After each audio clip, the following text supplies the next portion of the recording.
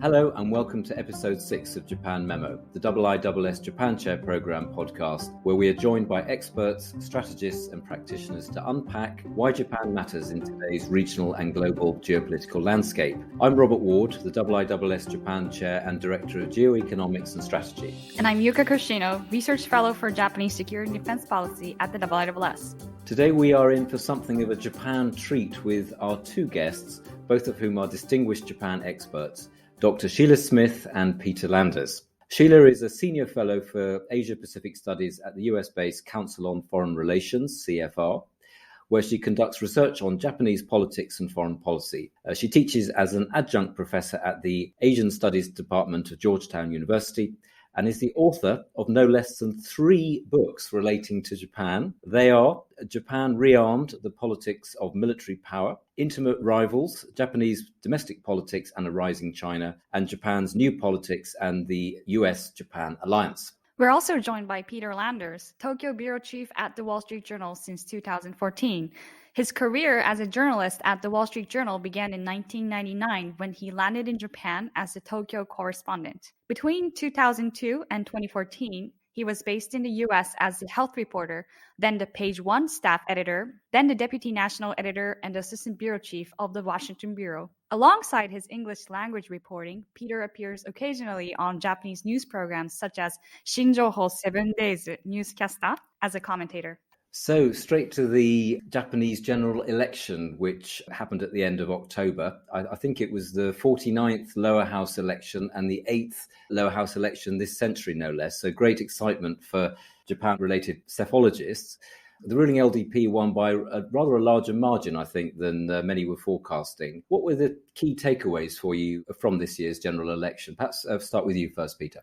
The electorate had a chance to vote for the opposition party. And at one point, there was even speculation that there could be a change in government. That was when Prime Minister Suga was at his lowest point and the pandemic was at its worst point, with more than 25,000 new cases reported a day at the peak. But ultimately, calming down of the pandemic and the fact that by election day, it really had receded more than 95, 98%. The vaccination rate at that point had risen well above 2/3 of the population.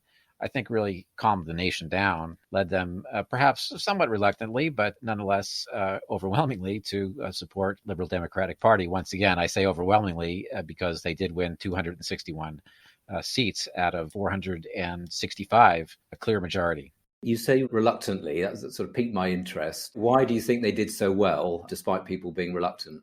I think the new Prime Minister, Kishida, certainly played a role there in presenting a fresh face. And some of the voters that I talked to in reporting on the campaign, even those who were sympathetic to the LDP, were, I would say, a little fed up or frustrated, you might say, by the relatively minor scandals, I would say, under Prime Minister Abe and then under Prime Minister Suga. I couldn't call them major by the standards of some of what we've seen in other countries. But nonetheless, there was a so-called Moritomo case where there was a suspicion that a supporter of Prime Minister Abe got favorable terms on a land deal, and several other scandals or affairs of that nature, I think led people, rightly or wrongly, to think that the government was not necessarily fighting for them. And they did hear the opposition criticism on some of these. But Prime Minister Kishida presented a fresh face. He was not associated with most of these problems. And I think that gave them at least enough confidence to say, let's stick with the LDP, which we know quite well. It's a secure government. So Sheila, how did the election stack up for you?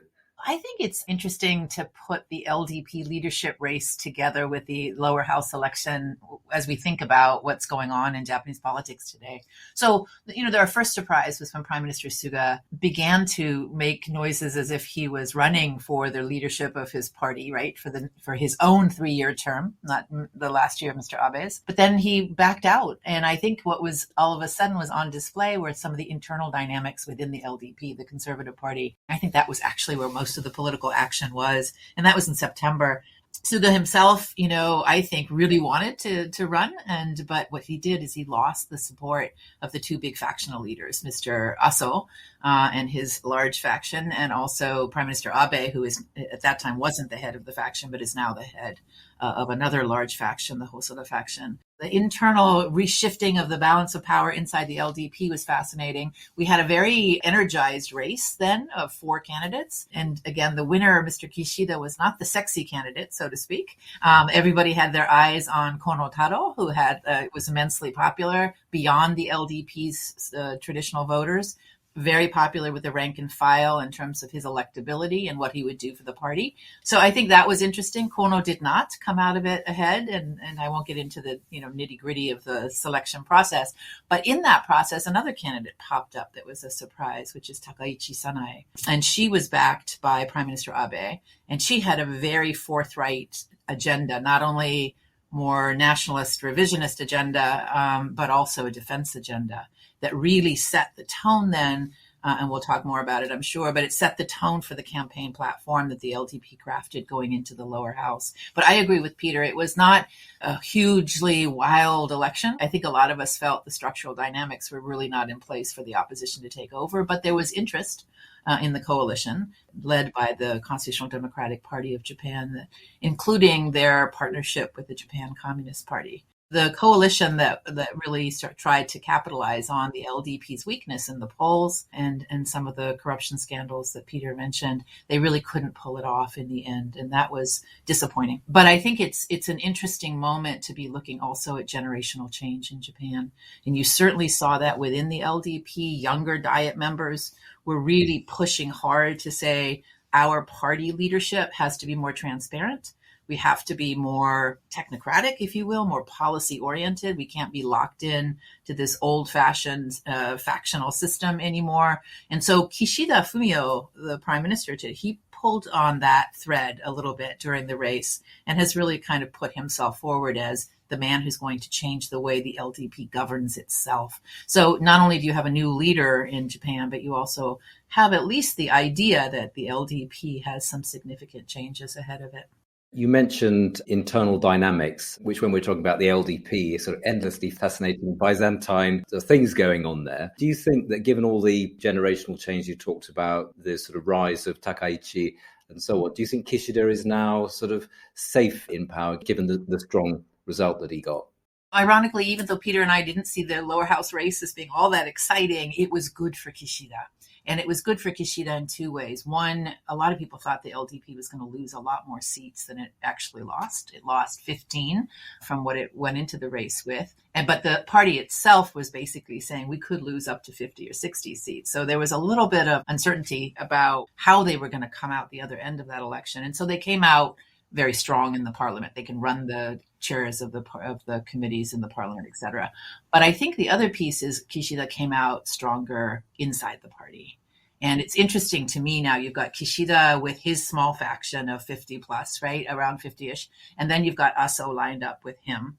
And now the Hosoda faction is the largest faction inside the party. And you've got Abe on that side. So what had been the Abe-Aso factional juggernaut that underpinned the Abe cabinets, right, for almost 8 years, they're not antagonistic, but they are slightly balancing inside the party. So she's got a lot more room, and there's some personnel changes that helped him a lot. So Sheila, I think you mentioned some of the changes that was highlighted in the election, such as the generational shift within the LDP. And you also mentioned the opposition party was not structured to win in this lower house election. But Peter, do you see any changes in the results of this election? And also, do you think the opposition's party will be better placed to win in the upcoming elections?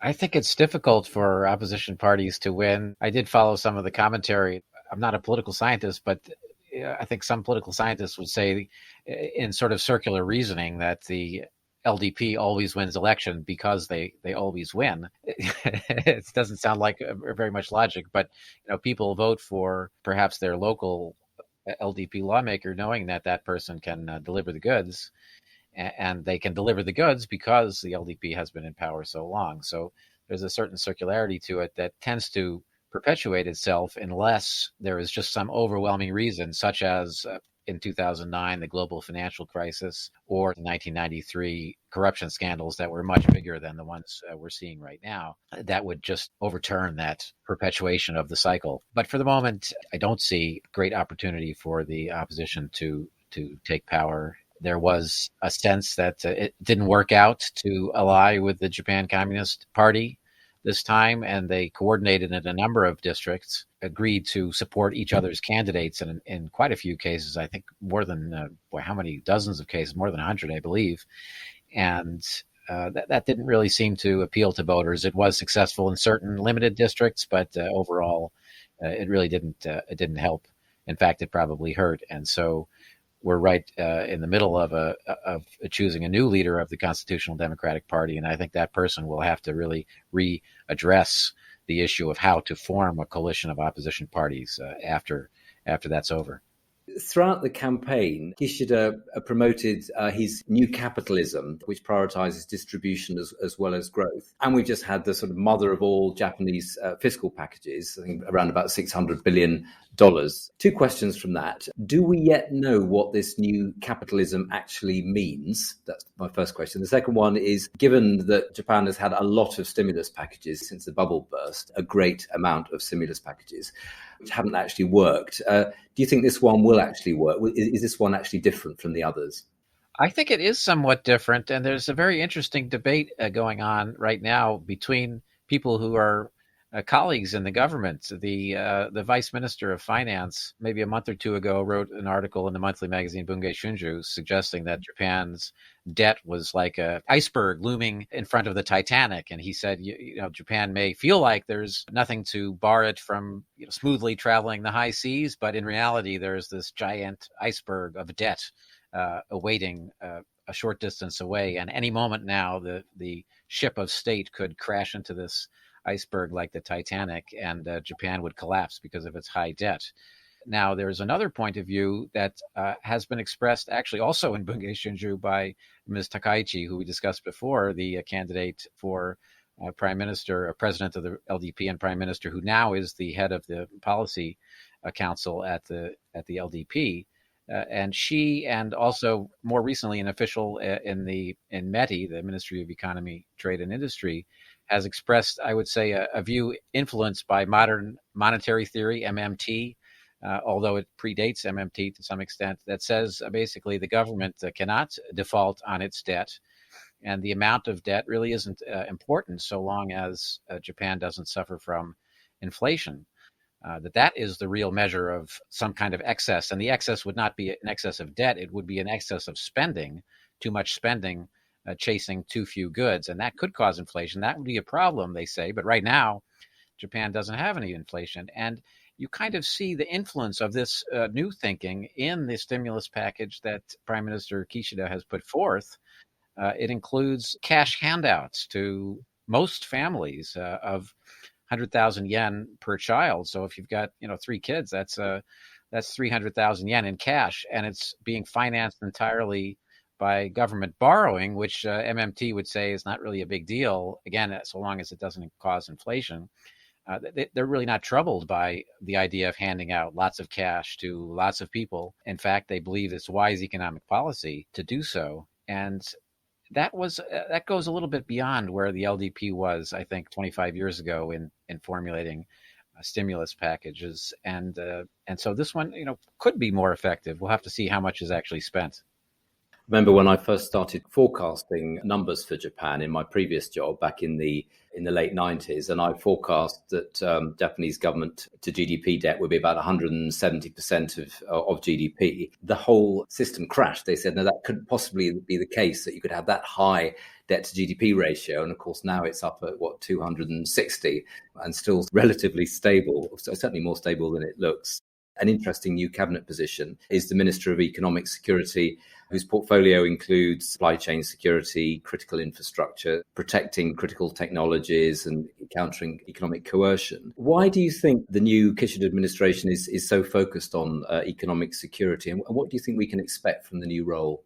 This is an interesting dimension of the Kishida Cabinet and how they're approaching not only the way in which they are trying to rejuvenate the post-corona economy, but also this question of how they're looking at their own strategy, looking forward for their economic future. And I think this position is interesting for 2 reasons. One, Mr. Kobayashi, who is the Minister of Economic Security, doesn't really have a place to sit bureaucratically in Japan. So he's been given this ministerial cabinet role, but without a bureau underpinning him. But he is going to be tied into the National Security Secretariat, which is an institution that Mr. Abe created under the Prime Minister's office, which is populated by bureaucrats from the Ministry of Foreign Affairs, Ministry of Defense, and the National Police Agency. The idea for an economic security ministry came out of this larger strategic thought process that Japan begun under Mr. Abe, and it will be tied into that broader process. Now, they've talked about a couple of things in terms of what they're defining as economic security. There's going to be a variety of new initiatives considered, but the most obvious one that they started and they have already announced last week was this idea of supply chain resilience. So that's the first step. How does Japan think about coming out of the pandemic particularly, but more broadly, how does Japan think about maintaining and diversifying its supply chain, but also making sure it has critical technology such as semiconductors? So you see the conversation between Japan and Taiwan on locating a semiconductor factory in Japan. The other piece is going to be, I think, the identification of critical industries to support and to oversee. And that's two pieces that I'm not quite sure yet how they're going to work this through. And that is the oversight part is to have a much stronger regulatory look at corporate technology transfers to other countries. Of course, it's going to be China, but in certain technologies will not be allowed. They'll be on a list, right? So that's one idea. And the other, of course, is to come together in innovation. That this is also feeding in, as you know, to the conversation on the Indo-Pacific, how to collaborate beyond Japan with other countries such as the United States, Australia, India, and perhaps even the Europeans going forward. So this is a fairly ambitious portfolio. There is going to be legislation, I think, created and drafted and presented to the Diet next spring. So we should get more texture on what it is this new economic security position is all about, but more importantly, how it fits into Japan's larger strategy by the spring. You said that Kobayashi doesn't have a place to sit. Japan's bureaucracy is famously stovepiped, balkanized, fragmented, with each one sort of protecting its own interest. Do you think he can actually get stuff done, given all the institutional hurdles? Well, I think it's really something that METI, of course, is going to be deeply engaged in. The bureaucratic politics question going forward is this really METI's extension into the national strategic institutions under the Prime Minister, or it's a formalization of that, or is it going to actually develop into something more broadly? I don't know yet, but certainly you're going to see the bureaucratic push and pull, but it is the economic instruments that are being brought in. And of course, that would be METI as well as the Ministry of Finance and others as well. Under the surface here, some discussion in Tokyo, what we have in the United States, the Magnitsky Act, which would be a sanctions process for actors and corporations that violate either UN sanctions or independently developed Japanese sanctions. And that's a set of instruments Japan legally at the moment has not really developed. So this could also be incorporated, which would bring in the Ministry of Justice as well. So you'd have a much more complex bureaucratic setting if Japan really went, full body onto these variety of instruments that would come under the rubric of economic security. On the Magnitsky Act, I interviewed Mr. Kishida in early September after Prime Minister Suga dropped out of the race, and he was at that time the leading candidate to win, and he ultimately did win.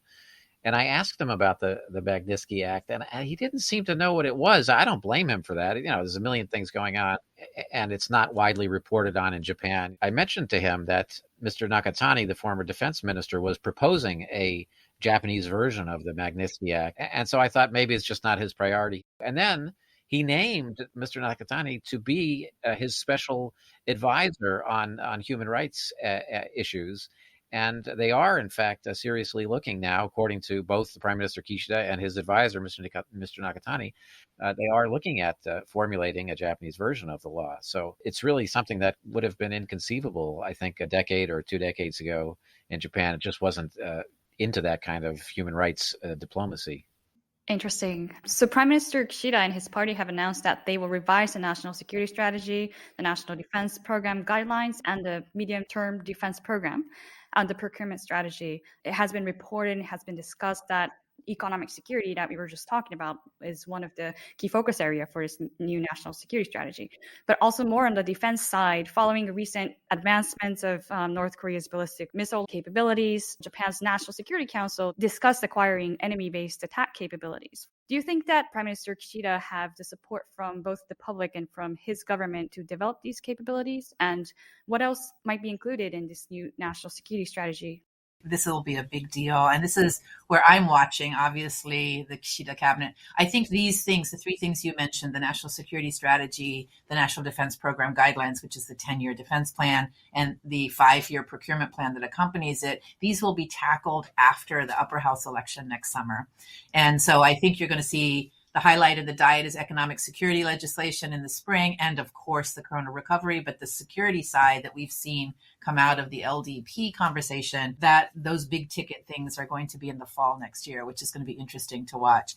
There's a supplementary budget that the Kishida Cabinet has just put forward for the MOD, which is roughly about $7 billion, which is not an insignificant number for a country whose defense budget is somewhere around maybe 58 billion now, depending on how you translate yen into dollars. So this is a significant boost. So I think you're going to see the Kishida Cabinet continue to demonstrate its willingness to raise defense spending. The politics of that will be interesting, you guys. This will have to coalesce with the economic recovery because there'll be people who want to spend that government budget on other things. But I think you put your finger on what I think is going to be very tricky, which is what we think of this term conventional strike capability. I think the Japanese government has decided, and Kishida himself, when he decided to run for the head of the party, put himself firmly in the pro box of Japan needs this strike capability. So this is a conversation, as you know, that's been around for a while. But the idea is Japan will develop some kind of conventional capability that goes beyond offshore defenses and will be able to reach out to bases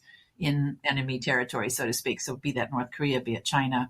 And so that's obviously a ballistic missile capability is largely the way many people have been thinking about it. But it could be a different platform. So I don't necessarily know how they're going to balance that act, but it will draw considerable public questions and obviously opposition.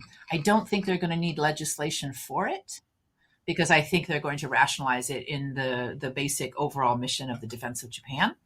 And as you know, that is not something that would challenge a constitutional interpretation of Article 9, but you will have a very heavy opportunity in the diet to deliberate on that, and the government will have to put its rationale forward to the public via that debate. And so Kishida-san is not, Mr. Abe. He is not somebody who has, cut his teeth, so to speak, with hawkish defense policy. He's known to be on the more dovish side of Japan's foreign policy and disarmament agenda. So it'll be interesting to watch how this all pulls together next fall. Peter, do you have any other comments around what might be included in the national security strategy? The 2% defense hike, 2% of the GDP as Japan's defense budget was also mentioned in the manifesto for LDP. Do you think the recent election results shows that the public supports that hike?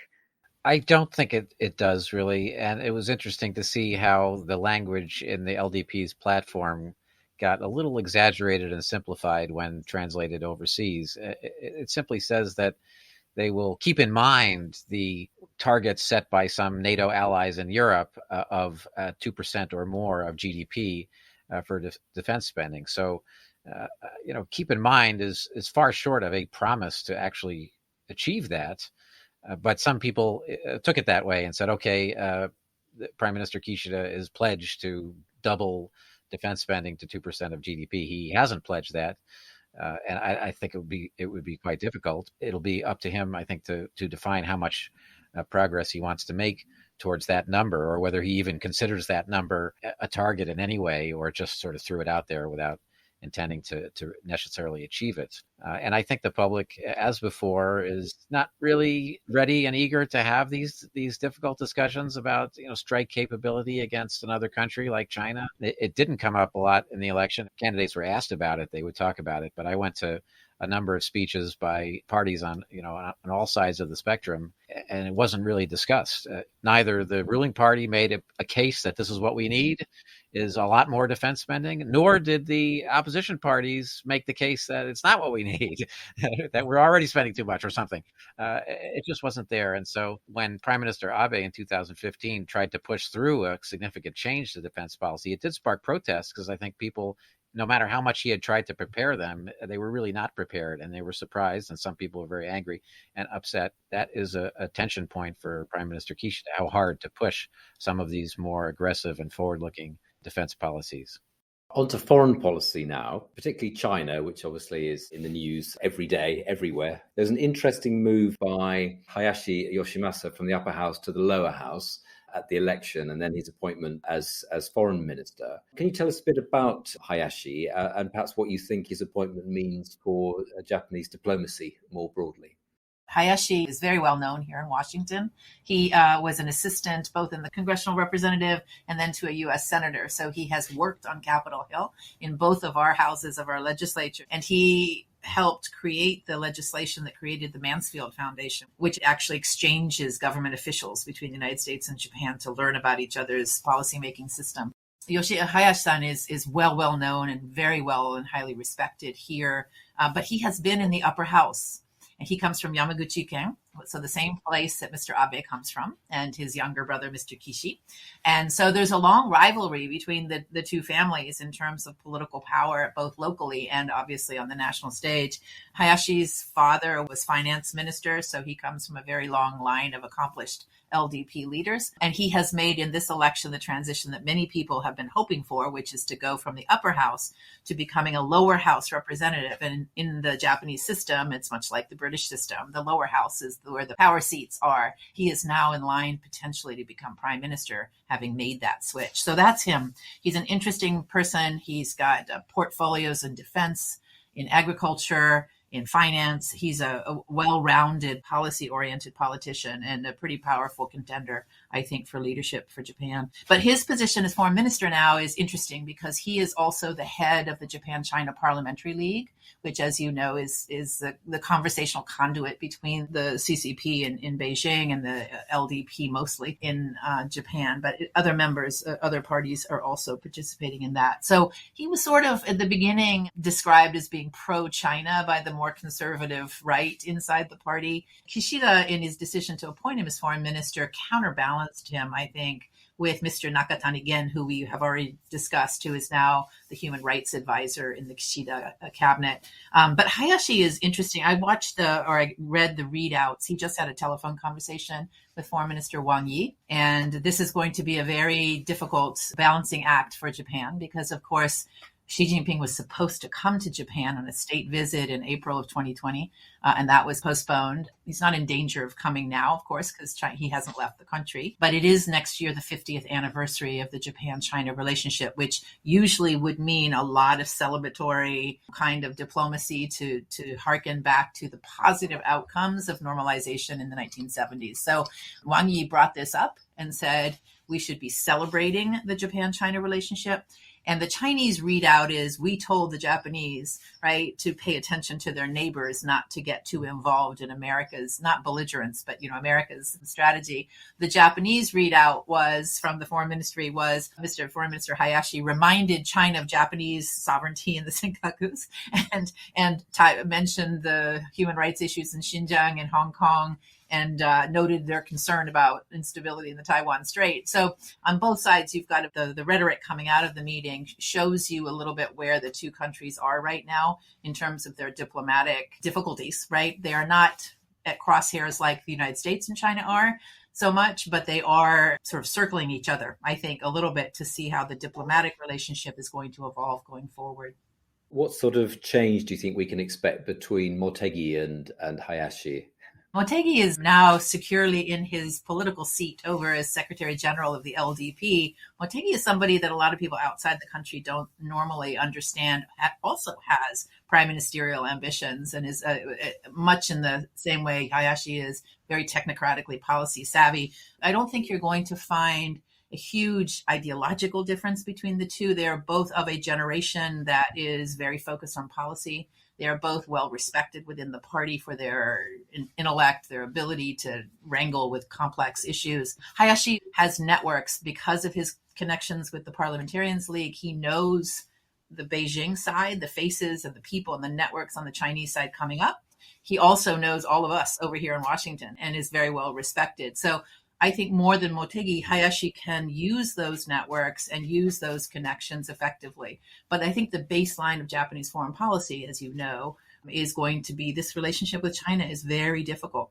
And the defense and security needs of Japan are directly related to Chinese behavior. And especially, we haven't talked about it, but on the Taiwan issue, this is going to be a very difficult issue for Tokyo and for Hayashi, but for Kishida also to straddle, because there's some real tensions rising there across the straits. And Washington wants Japan to be in the game, so to speak, a little bit more in crafting a kind of coalitional response on Taiwan. Maybe a question to Peter. From day one, Prime Minister Kishida committed to continuing the free and open Indo-Pacific vision that former Prime Minister Abe has launched back in 2016 and was continued by former Prime Minister Suga as well. But when the news of the resignation of Prime Minister Suga was announced, the U.S. was concerned that there would be a return to this revolving door politics, meaning of a one-year prime minister with some inconsistencies in foreign policy in the past. How did the partners such as U.S. and new emerging coalition partners like the Quad members reacted to the election of Prime Minister Kishida? I think there was probably a general feeling of relief that Japan won't have an immediate change of government, and that there is a prospect, thanks to his solid victory, that the Prime Minister Kishida could stay in power for another 3 years or 4 years until the next lower house election, perhaps, or beyond. There's no immediate change in sight, and that was a problem for several periods in the post-war period. Most recently, 2006 through 2012, when we had a prime minister every year. On the one hand, in some ways, I feel like the Kishida government is a return to the good old days, like the 1970s. And hearing Sheila talk about the factional politics that have kind of taken a more prominent role recently, and the balance of the factions, and the question being asked, does the prime minister enjoy the support of a majority of the factions, and so on. These are questions that didn't come up so often under Prime Minister Abe. People talked about ikkyo, the one strength or the one center of power at the prime minister's residence, and everything else was kind of subordinate to the prime minister, both in the party and in the government.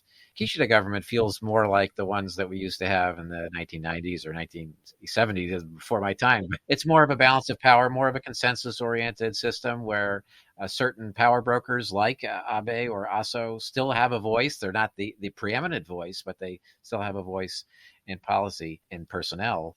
So in some sense, we've returned to those days. I think nobody in the LDP wants to return to the days when the prime minister changed every year or two. One reason that the prime minister did change every couple of years in those days was because the factional politics were always changing. Some old guy who's out of power changes his mind about who should be in power now, and everything becomes unstable, and there's a change in government.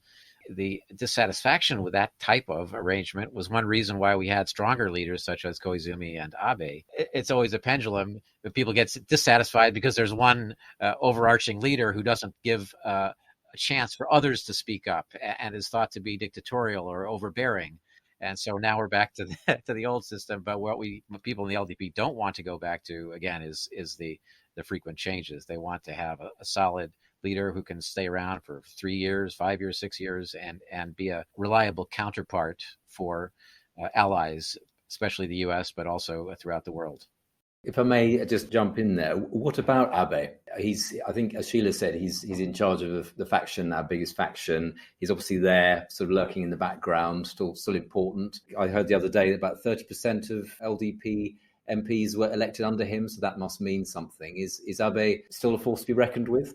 I can tell you I live near him, and there's still a police guard that's stationed on the street that leads to his house. It seems like 24 hours a day we pass by there, and my wife was saying, why is there still a police van there where the staff can go back and forth? And I said, well, he's a former prime minister. He's still a really important guy, and there's probably sadly does face more threats to his security because he is so well known and still perhaps so powerful. I think that's a great question. He ultimately did support Kishida in the vote, I believe, and his faction is a basis of support for the current government, but it's not 100% secure. And does he want to play that role of kingmaker who kind of has his whim from time to time? And and says, well, okay, I've had enough of this one. Let's try another.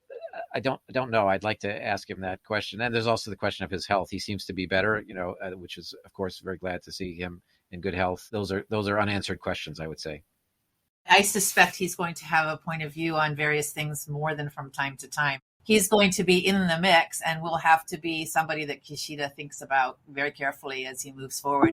Personnel is one place where I think you're going to see Mr. Abe's fingerprints, and it may not just be in terms of next prime ministers, but also in suggestions like Mr. Amari, the former Secretary General, who surprisingly, shockingly, lost his single-member district seat, right, in this election. He was very close to Mr. Abe and Mr. Aso. So there's a lot of personnel picks that will be throughout the government that Mr. Abe is going to have his eye on. And of course, it goes without saying, he supported the candidacy of Takaichi Sanai in the leadership race. We often think of him when he was prime minister as Abe the pragmatist. That was the language, Abe the ideologue versus Abe the pragmatist. And as prime minister, he was often seen as compromising in ways, because of his conservative credentials, in ways that a more liberal politician couldn't. I think we're back to seeing Mr. Abe the politician. And so I think we're going to see more of the ideologically driven Abe. And it may not be completely realized agenda, but issues such as constitutional revision, Yasukuni shrine visits, there's a whole list of things where he and many people in the party have strong points of view. And so he's not bound now by this prime ministerial role. He can go back to being Mr. Abe the politician. And I think that's where we're going to see him, I think, and his influence also be pretty important. So Abe Unchained.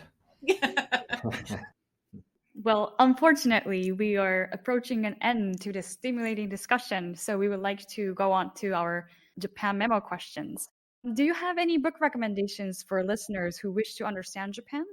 I would name two. One of them is, it's not a book about Japan, but is Stephanie Kelton's book about MMT and modern monetary theory. I was influenced by it, not persuaded by all of her arguments, especially in the latter half of the book where she talks about things like, universal job promise. Those are some policies that kind of go beyond pure economics or macroeconomic theory. But the first part of the book where she talks about macroeconomic theory, it's not really a leftist ideological point. It's more just a different perspective on the economy that I think is valuable to acquaint yourself with, even if you ultimately take the side of the finance ministry and the vice minister who says that Japan has way too much debt and is in danger of hitting an iceberg. Even if you take that position, which is certainly a legitimate position, perhaps still the majority one, it's good to be acquainted with the other perspective on what debt really is, and when it's important, and when it's too big, when it's not, and under what conditions it needs to be trimmed. So I would recommend Stephanie Kelton's book. I think it's called The Deficit Myth. It's a little bit misleading title, but it's really an introduction to MMT. And a second book, if I may, in light of the recent imperial marriage by Princess Mako marrying Kei Komuro, there's a book called The Commoner, written by John Burnham Schwartz. I think it's from 2009, and it's a case of life imitating art, because this is a novel, but it's based on the actual Japanese imperial family, and it does feature a princess who has trouble managing her life under the glare of the media and the glare of other family members. And I can't give away the ending, but let's just say that it is when I saw that Princess Mako was moving to New York City to be with her new husband, and planning to live there permanently, it seems, I did feel that life was imitating art. Sheila, do you have any book recommendations? One is on Japanese politics, which I think is, again, for the political scientists who are listening, who really want to understand the internal dynamics. The best book recently is by a political scientist, Daniel Smith, who's at Columbia. It's Dynasties and Democracies, and it's a comparative look at inherited political power, so political families. Why are there so many candidates or politicians in Japan who come from these dynasties, these political dynasties? And it compares with Europe and other democracies as well. So it's a nice comparative framing.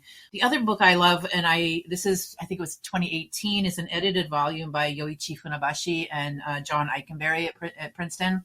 And the title is The Crisis of Liberal Internationalism, Japan and the World Order. And it's an edited volume. And in it, you've got the kind of who's who of the coming generation of scholars of Japan, both Japanese and American, and in some cases European. But it takes you through this question of Japan's stake in the international order and what Japan has been and cannot and will not be doing about it. So it's a very interesting deep dive, but it's a pretty varied set of readings and a wonderful group of scholars. For security folks, because this is IISS, I thought I should have some security recommendations. There's 2 new books out on Japanese intelligence, and that's not something we think about very often. So this is new scholarship. The first one was by Richard Samuels at MIT, who is a very well-established Japan scholar and security expert, right? And that is called Special Duty. It's a history of the Japanese intelligence community. So pre-war into post-war, this kind of structural evolution. And there's a newer book that I'm just reviewing now, which I really like, by Brad Williams. Similarly, The Japanese Foreign Intelligence and Grand Strategy is the name of that book, From the Cold War to the Abe. So he's more contemporary, looking at the institutional use of intelligence and the increasing use of intelligence by the Japanese state in its foreign policy. Well, you've just both dramatically expanded my Christmas book wish list now, so thank you for that. Our second Japan Memo question is, what do you think people often get wrong about Japan?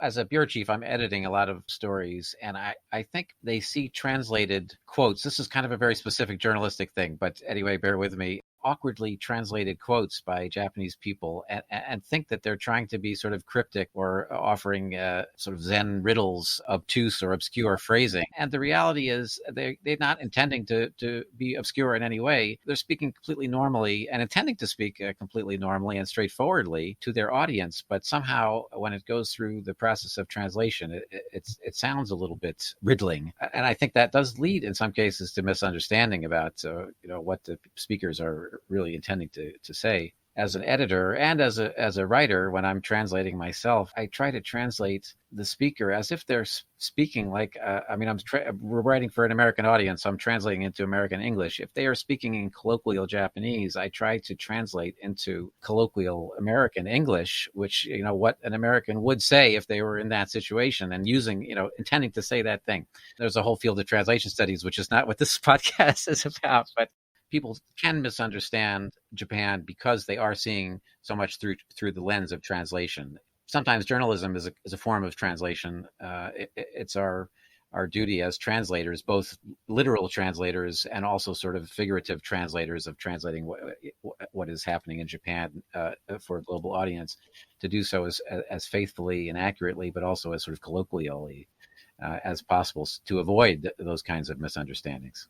I think you're right. We could have another podcast on translation alone, but actually a really important point, particularly given that the misunderstandings that can arise quite easily. And Sheila, what people get wrong about Japan? So I think there's a tendency. I'm not sure that it's wrong or right, but there's a tendency when people look at Japan to think that it is completely static, unchanging, or it is about to go off the deep end. I mean, there's a kind of weird duality that people have and it's largely because the scholarship or our ability to get under the surface in Japan has been a little bit limited. And I think it's changing now with this next generation of scholars like Yuka, who are helping us see under the covers in a much better way. And obviously journalists like Peter, who are on the ground, translating this moment to moment for us. For example, in my world, when I talk about security policy, it's either Japan is pacifist or Japan is militarist. There's a tendency to kind of label Japan in these kind of dichotomies, right? And you can marshal evidence for either depiction in the security realm, but the reality is it's neither. It has a particular political history. It has dynamics that are about its security environment. It has its relationship with the United States. The complexity of what drives Japanese security policy. People would like to just not look at the complexity and stick it in a box. And it's either this way or it's that way. And so even within the Japan field, you're always having this debate about yes, but they're pacifist. Oh no, yes, but they're about to go off the deep end and become militarist again. So there's that kind of the way of looking at Japan for me that it's puzzling in some ways, because it sort of fixes Japan in a spot, whether it's a static temporal spot or it's a static cultural spot. And Japan is a fantastically fascinating, dynamic society. Yes, it's facing challenges, aging society, demographic transformations, difficult security environment, all these complex policies, right, that have to be crafted. And yet we're still kind of trapped in this, it's this way or it's that way kind of thinking. So I don't know if it's right or wrong, but it's curious to me that we can't see Japan just as Japan is, facing some interesting conundrums that we all should understand and better appreciate as we attempt to work with Japan and the Japanese people going forward. Thank you, Sheila and Peter. And thank you to our listeners for joining us on another episode of Japan Memo. If you enjoyed this episode, please subscribe to Japan Memo on the podcast platform of your choice. For more insightful analysis, I also encourage you to look at past research by the Japan Tour program and the IISS on our website. We also hope to connect with you on Twitter, where we're active in sharing the latest news and analysis on everything Japanese geopolitics and more. You can find us at Robert Allen Ward, at Yuka Koshino, at Sheila Smith CFR, and at Landers WSJ. Thanks again, and see you next time.